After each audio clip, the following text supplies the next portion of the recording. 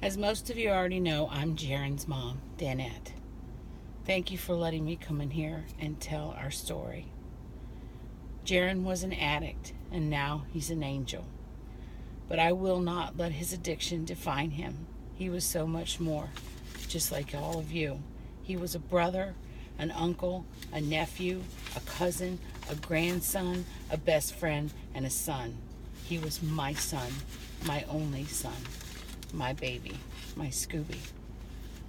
First of all, I'd like to tell you a little bit about the beautiful miracle God blessed me with for 32 years, 8 months, and 3 days. When that little blue-eyed tornado blew into my life, I knew my life was changed forever. Jaron was born with a balls-to-the-wall attitude. He couldn't even wait 2 days to be born so he could be born on Elvis's 50th birthday. He never crawled. He went from sitting to walking at 9 months and never slowed down. That was Jaron. Don't ever slow down and don't ever look back. He was such a happy, loving person from the very start. Jaron was a caretaker, not like a nurse caretaker, but like a heart caretaker.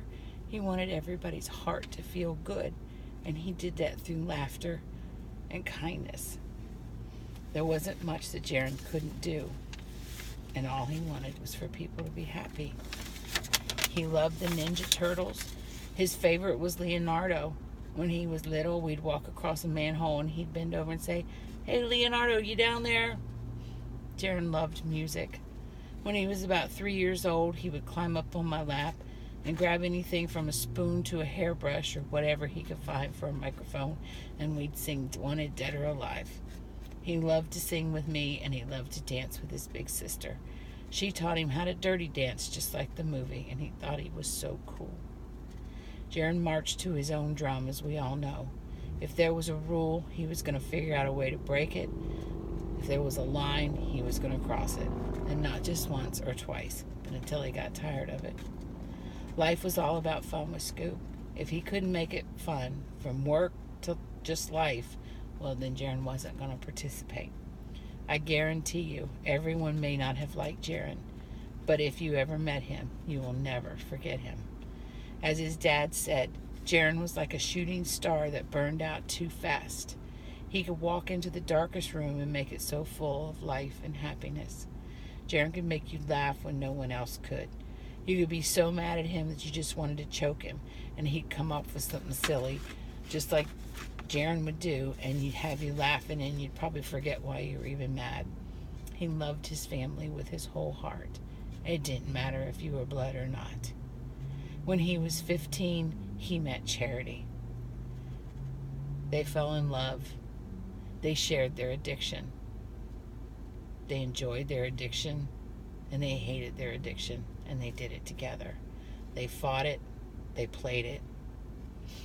They loved each other. They had a love that you're fortunate to find in a lifetime. And now they're together forever in heaven. Misty and my son-in-law saw the brightest, fullest rainbow we'd ever seen 2 days after Jaron died, with a smaller one below it.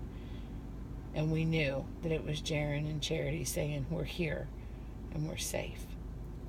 Jaron and his sister Misty got a tattoo about 10 years ago of their hands in a praying position, and the words "Living on a Prayer" from Bon Jovi's song underneath it. Misty's is on her back and Jaron's is on his chest. He said it was proof she had his heart and he had her back. It's truer now more than ever. Jaron called her his number one little big sis, and he loved her, I think, more than anybody, including me and even Charity. They have a love that not even death will break, and they'll always be living on that prayer.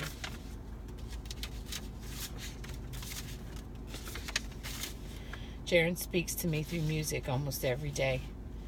The other night I turned on the car radio just as I was having my daily meltdowns, and I said to him, "Jaron, I can't do this anymore. I fought so hard with you, for you, and we lost. I just can't fight anymore." As I turned the radio up, it was the part of Living on the Prayer that says, "You live for the fight when that's all that you got." So I wiped my tears and I put my fighting suit back on, and here I am now, speaking to you, telling our story. And now it begins. Jaron got his first pain pill at 14 years old from a friend that got it out of the house medicine cabinet. The battle of addiction of 18 years had begun. I stood by Jaron through it all. I never turned my back on him. Don't get me wrong, I tried very hard not to enable him, and I raised all kinds of hell. But I always reminded him he was so much better than the lifestyle he was living. During those 18 years, Jaron was homeless. He had his own place. He lived with family. He lost everything to his addiction. Cars, pool table, TVs, stereos, you name it. He got rid of it just to get high. He went to boot camp when he was 17 in Stark, where he spent Thanksgiving, Christmas, New Year's, and his 18th birthday. I never missed a Sunday. For 4 months, 4 hours up, 4 hours back. I thought he had it. But his first night when he came home, he left the house and went and got high. Then when he was 20, 21 years old, things got really bad. He started buying and selling crack and pills and whatever else. He got robbed, pistol whipped, lost everything all over again. He moved back home, but he continued to sell, so I kicked him out. He was stealing and selling like crazy. He had it all figured out. If you stole something under $300, you didn't get charged with a felony. He stole a TV from Walmart for $296. He forgot about the tax. $300 and some.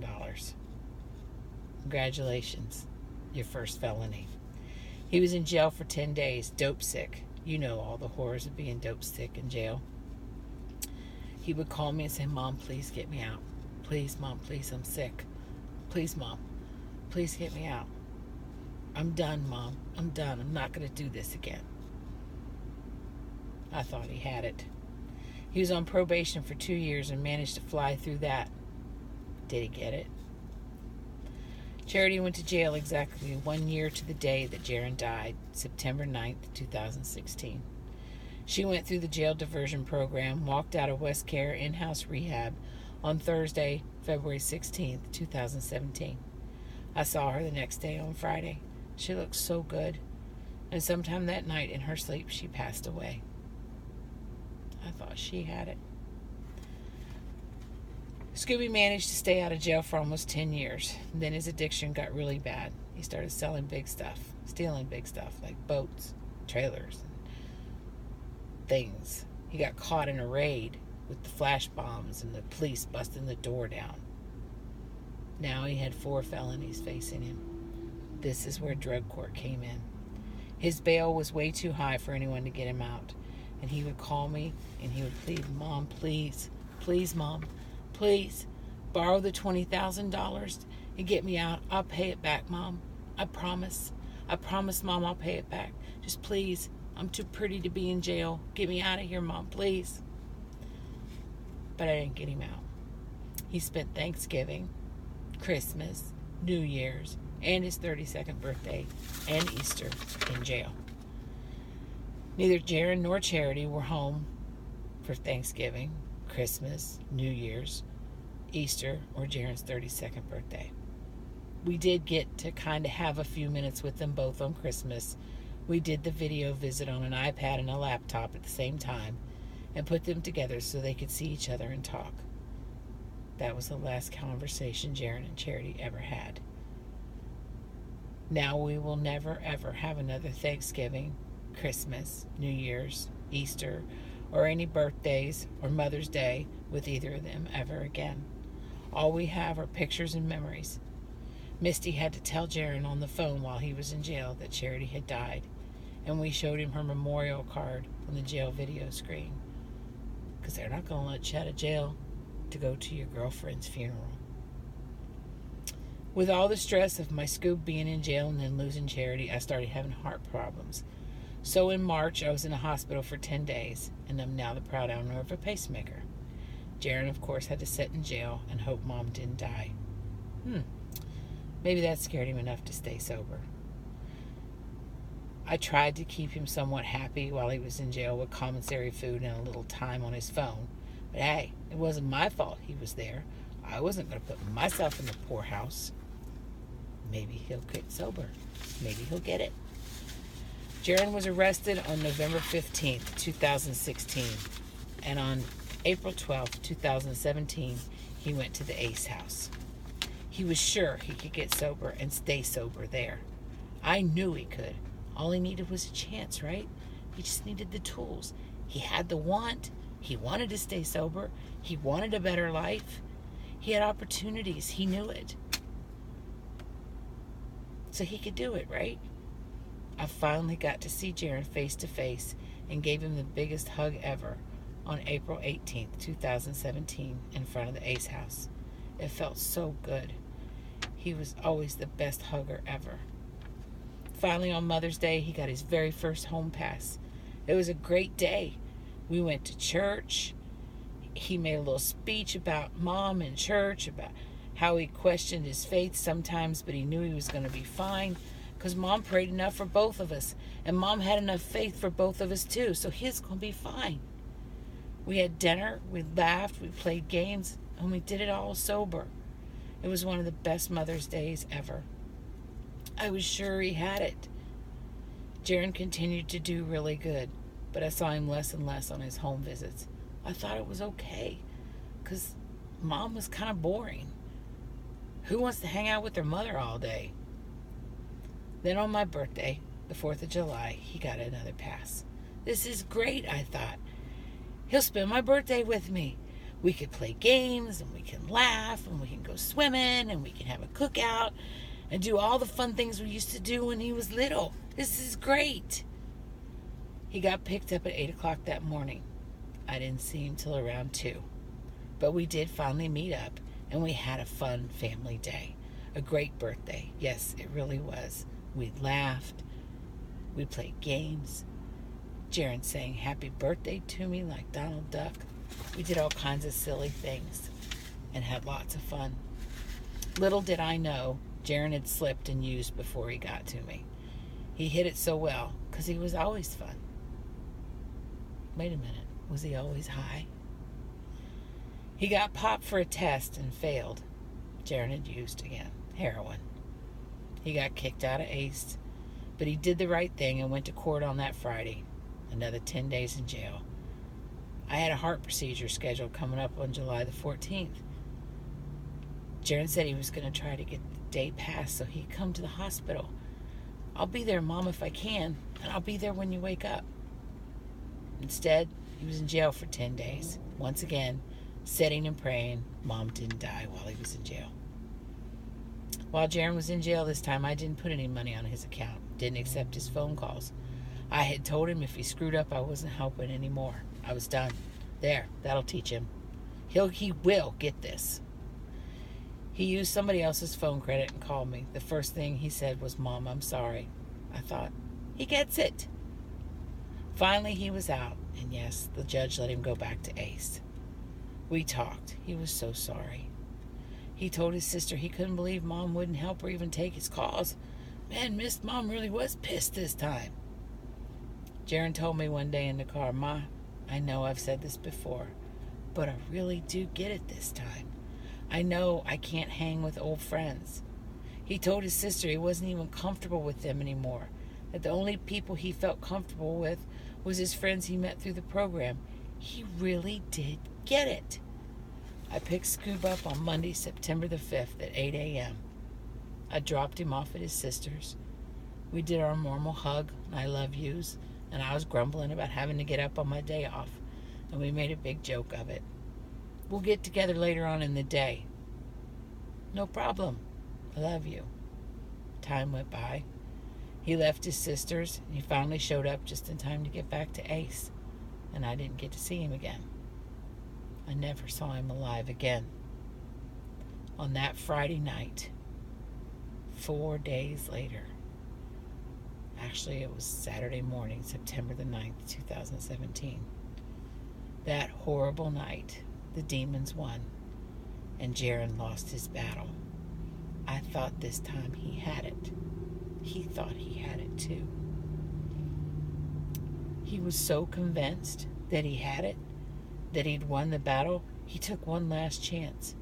He told a friend through a text, I'm just going to ride that slippery slope one more time, and tomorrow I'm done for good.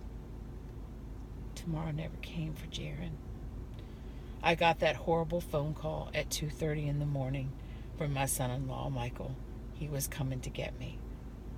As I was getting dressed, I thought, it's Jaron. I know it is. Maybe he's on his way to the hospital. Maybe he's in jail. Oh God, please just let it be that. Please. The minute Michael walked in, I knew. When I got to see him, he was still warm, looking like he was sleeping, except he wasn't on the couch. He was on the floor, where Michael tried so desperately to save his true friend, other than Misty in his whole life. I had had about 3 minutes with him before rescue got there. His sister was sitting on the front porch talking to no one on her phone, in shock. She said, Mom, I was supposed to protect him. He was my number one little bro.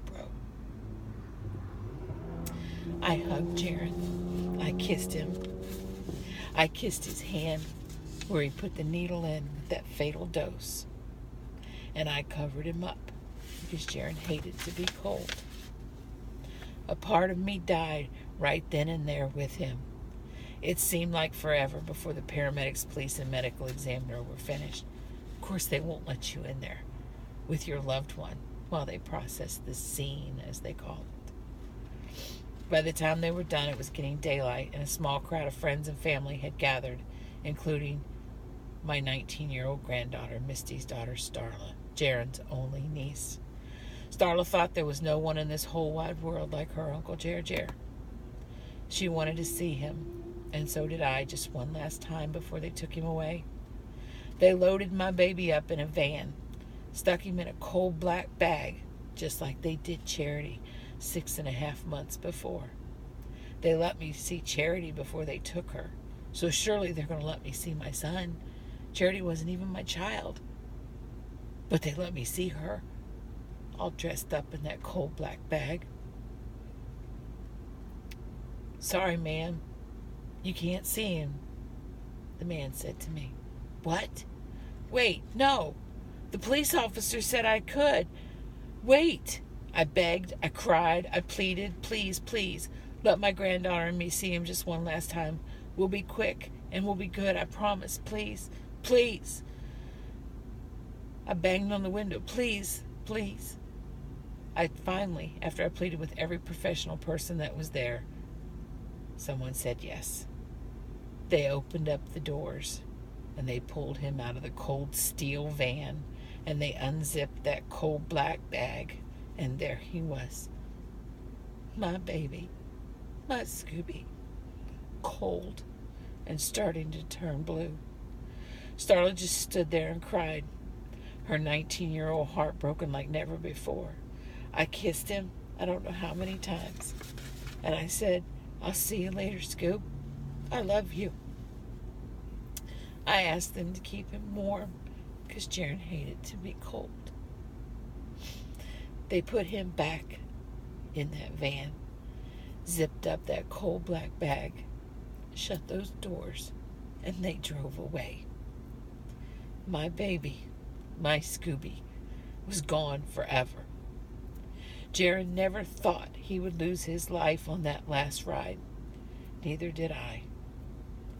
I prayed all the time for Jaron to find sobriety and that he would find it before I died, because I didn't want Jaron standing over his dead mother saying, Mom, I'm so sorry I didn't get sober. I didn't want him to have any regrets. I would recite a scripture from the Bible, Jeremiah 29:11. For I know the plans I have for you, declares the Lord, plans to prosper for you and not to harm you, plans to give you hope and a future. When I prayed for him, I had 110% pure faith that God would get him sober and keep him safe. So when Jaron died, my faith wobbled really hard. How could this happen? I prayed. I believed. The Bible says pray in faith and your prayers will be answered. This can't be real.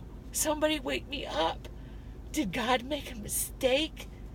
I've believed in God for 56 years. Did he lie to me? Did he take the wrong person? I used to tell all moms, just pray and keep your faith. It'll happen. I know it will.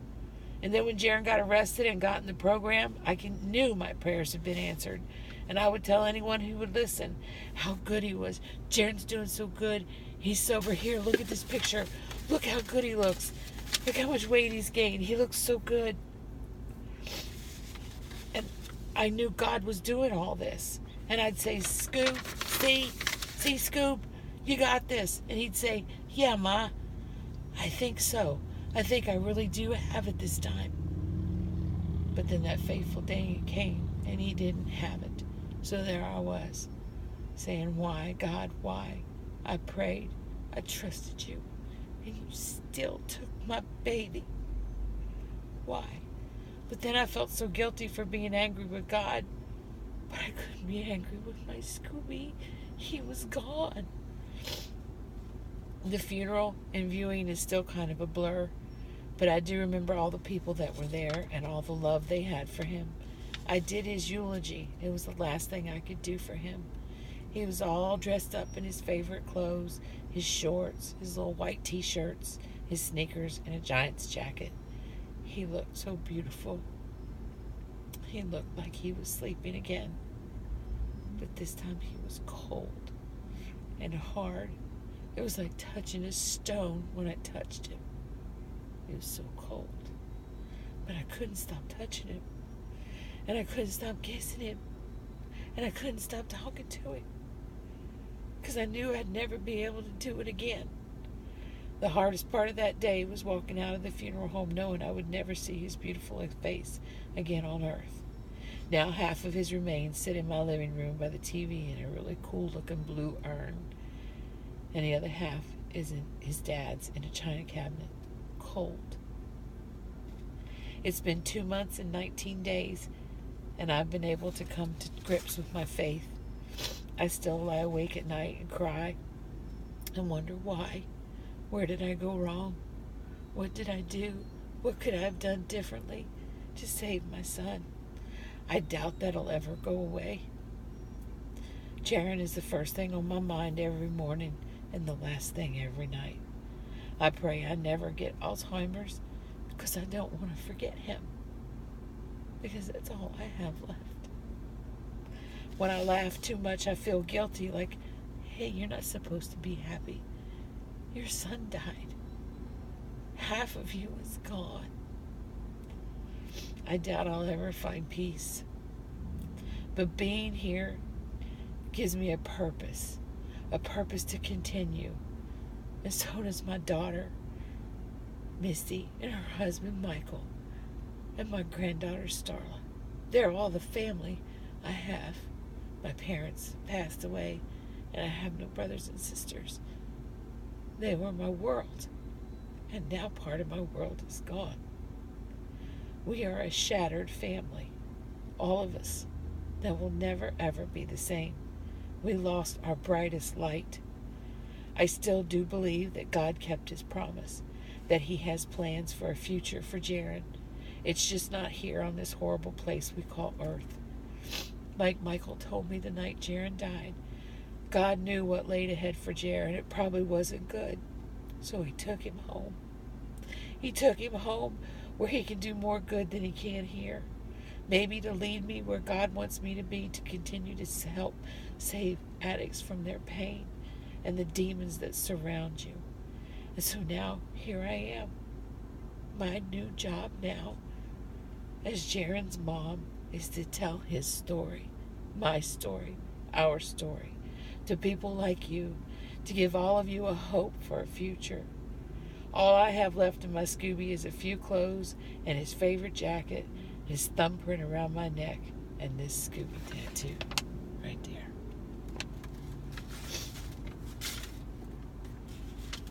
I'm not here to make anybody feel sorry for me. I'm just a mom who wants to help someone else not take that last ride to get high just one more time.